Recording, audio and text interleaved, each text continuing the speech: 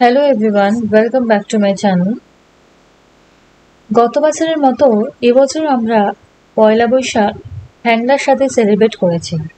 গত বছরে তাদের খাবারগুলো এতটাই ভালো হয়েছিল, তো সে কারণে এবছরও আমরা তাদের সাথে সেলিব্রেশন করার জন্য এই কলকাতার এই রাজবাড়িতে আমরা চলে এসেছি। তো গত বছরে যেভাবে আমাদের বসিয়ে একেবারে টেবিল চেয়ার পেতে খাওয়ানো হয়েছিল, তো এবছরটা কিন্তু টেবিল চেয়ার ছিল, আর খাওয়ানোটা হয়েছিল পুরোপুরি বুফেতে। বুফের একটা খুব ভালো দিক হচ্ছে তোমার যেটা পছন্দ তুমি সেটা বারে বারে চেয়ে চেয়ে নিতে পারো। পুরোপুরি এখানে একদম খুব সুন্দরভাবে এখানে সাজানো আছে, কি কি খাবার আছে পুরো তোমরা মেনু এখানে দেখতে পাবে। আর যেটা পছন্দ বারে বারে গিয়ে তুমি নিতে পারবে, কোনো রকম কোনো ওয়েটের ব্যাপার নেই। আর একটাই প্রবলেম হচ্ছে এখানে সেই থালাটা হাতে করে নিয়ে খেতে হবে।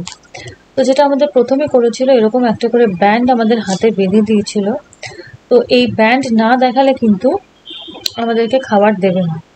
তো ঢোকার মাত্র আমাদের ওয়েলকাম ড্রিঙ্ক যেটা দিয়ে দিয়েছিল সেটা হচ্ছে এই আম পান্না। তো আম পান্নাটা কি হয়েছিল, প্রচণ্ড মিষ্টি দিয়েছিল। তো যেহেতু মিষ্টি কমই খাই বা খাই না একেবারে বলতে গেলে, তো সেই জন্য এই আম পান্নাটা না খুব বেশি মিষ্টি লাগছিল। টাইম ছিল 12টা থেকে, তো আমাদের এখানে পৌঁছাতে পৌঁছাতে 1:30টা বেজে গেছিল। প্রথমে যেটা এখানে ছিল সেটা হচ্ছে এই পান্তা ভাত, তার সাথে আলু সেদ্ধ।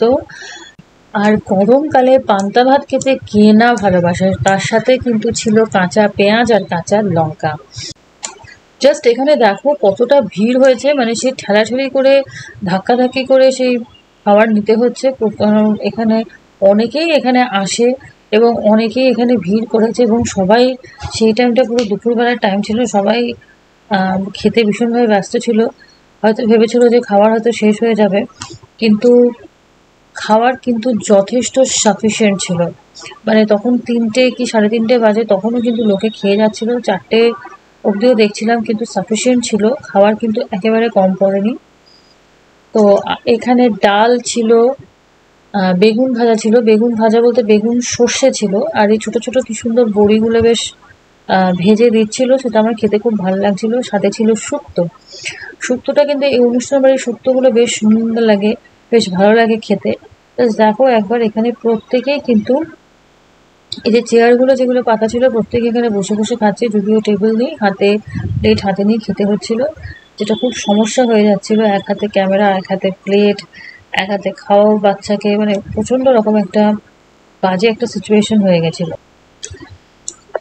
শুক্তোর পর আমি নিয়ে নিয়েছিলাম এই এঁচোড়ের তরকারিটা সত্যি বলছি খুব খেতে ভালো ছিল। তার সাথে ছিল মাটন। মাটনটা কিন্তু খুব একটা বেশি ভালো খেতে বলবো না, কারণ মাটনটা কিন্তু প্রচণ্ড শক্ত ছিল।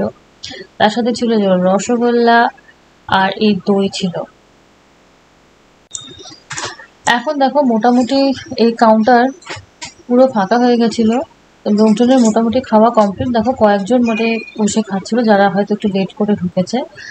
তো দেখো এখানে খাবার কিন্তু যথেষ্ট সাফিসিয়েন্ট ছিল, লোকে কিন্তু বেশ ভালো করে খেয়েছে, এবং চেয়ে চিনতে যতবার চেয়েছে ততবারই কিন্তু ওরা দিয়েছে। এই কারণে হ্যাংলার সাথে না প্রত্যেকবার যখন এই পয়লা বৈশাখ সেলিব্রেট করি আমার খুব ভালো লাগে, কারণ যতবার চেয়েছে ততবারই দিয়েছে। আর খুব যে হাইফাই এমন কিছু প্রাইজ নিয়েছে তা একেবারেই নয়, খুবই ভালো হয়েছে। এবং ওখানকার যারা সার্ভ করছে তারাও রীতিমতো বলছিল যে এই পিসটা নিন মাংসের, এই পিসটা নিন মাংসের, ওই পিসটা নিন। তো আমার কিন্তু ওভারঅল ভীষণভাবে ভালো লেগেছে।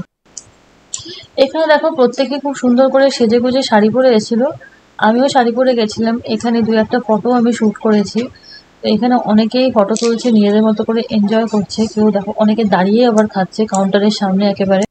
খাওয়া দাওয়া শেষ করে আমরা একটু ওপরে চলে গেছিলাম, মানে দোতলায় গেছিলাম, দোতলা থেকে নিচের ভিউটা দেখার জন্য। তো ওপরে উঠে দেখি ওপরটা বেশ সুন্দর করে, বেশ সিঁড়ির এখানটা বেশ সুন্দর করে ডেকোরেট করা আছে। আর ওরা কিন্তু মেনলি এই সমস্ত অনুষ্ঠান পারপাসে কিন্তু ভাড়া দিয়ে থাকে। বাট একটা পোর্শন দেখলাম ওখানে এখনো পর্যন্ত রেসিডেন্সিয়াল এরিয়া আছে। ওপরে দোতলায় দেখো বারান্দায় খুব সুন্দর করে এরা আবার দোকান সাজিয়ে বসেছে।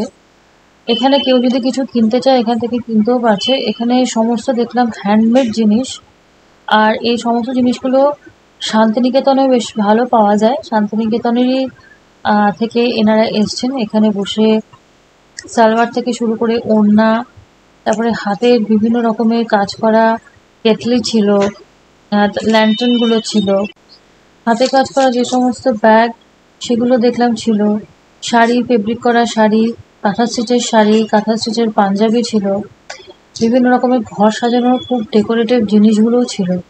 তো ওভারঅল এই ছিল আমার পয়লা বৈশাখে ভিডিও। তো তোমাদের ভিডিওটা কেমন লাগলো অবশ্যই আমাকে কমেন্টস করে জানাবে। ভিডিওটা ভালো লাগলে চ্যানেলটাকে সাবস্ক্রাইব করে প্লিজ আমাকে সাপোর্ট করবে। Thanks for watching.